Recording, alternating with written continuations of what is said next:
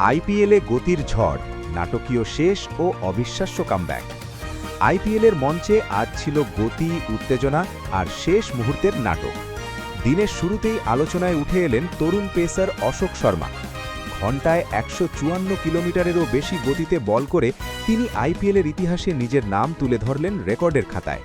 তবে ম্যাচের শেষ কথা লিখলেন অন্য এক বোলার, তুষার দেশপান্ডে। চাপের মুখে দুর্দান্ত প্রত্যাবর্তন করে প্রমাণ করলেন ক্রিকেটে কামব্যাক করার আলাদা ভাষা আছে। রাজস্থান বনাম গুজরাট, শেষ ওভারের নাটক।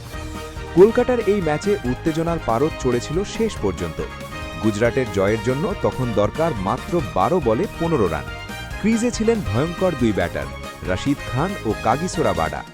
গুজরাট শিবিরে তখন জয়ের আত্মবিশ্বাস স্পষ্ট, কিন্তু ১৯তম ওভারে বল হাতে তুলে নেন জোফরা আর্চার। অভিজ্ঞতা আর নিয়ন্ত্রণের মিশেলে তিনি দেন মাত্র ৪ রান। ম্যাচের মোড় সেখানেই ঘুরে যায়। শেষ ওভারের দায়িত্ব পান তুষার দেশপান্ডে। চাপের মুহূর্তে তার ঠান্ডা মাথার বোলিং রাজস্থানকে এনে দেয় নিয়ন্ত্রণ। ওভারের পঞ্চম বলে রশিদ খান আউট হতেই কার্যত শেষ হয়ে যায় গুজরাটের স্বপ্ন। ২১১ রান তাড়া করে গুজরাট থামে ২০৪/৮-এ। ৬ রানে জয় রাজস্থানের। রাজস্থানের ব্যাটিংয়ে জয়সওয়াল জুয়েল ঝলক। টস জিতে ব্যাটিংয়ের সিদ্ধান্ত নিয়েছিল রাজস্থান রয়্যালস। দীর্ঘদিন পর ফর্মে ফেরেন যশস্বী জয়সওয়াল। ৩৬ বলে করেন ঝকঝকে ৫৫ রান। সঙ্গী হন বৈভব, যিনি ১৮ বলে করেন ৩১। এরপর শুরু হয় একক শো। ধ্রুব জুয়েল ৪২ বলে ৭৫ রানের দুর্দান্ত ইনিংস খেলেন। তার ব্যাটেই ভর করে রাজস্থান তোলে ২১০/৭। গুজরাটের হয়ে রাবাডা ২ উইকেট নিলেও রান দেন ৪২। একটি করে উইকেট নেন মোহাম্মদ সিরাজ, অশোক শর্মা, প্রসিদ্ধ কৃষ্ণা ও রশিদ খান। গুজরাটের শুরু ভালো, মাঝপথে ধস। লক্ষ্য তারায় শুরু থেকেই আক্রমণাত্মক ছিলেন সাই সুদর্শন। ৪৪ বলে করেন ৭৩ রান। অভিষেকে কুমার কুশাগ্র করেন ১৮ রান আর জস বাটলার করেন ২৬। ১২৭/৩ থেকে হঠাৎই গুজরাট পড়ে যায় ১৬১/৭-এ। রাজস্থানের বোলিংয়ে বড় ভূমিকা রাখেন রবি বিষ্ণই, ৪ উইকেট। তুষার, রিয়ান পরাগ ও বার্গার নেন একটি করে উইকেট। ডিসি বনাম এমআই, হার্দিক নেই, নেতৃত্বে সূর্য। দিনের দ্বিতীয় ম্যাচে বড় চমক। মুম্বাই ইন্ডিয়ান্স মাঠে নামলেও দলে ছিলেন না অধিনায়ক হার্দিক পান্ডিয়া।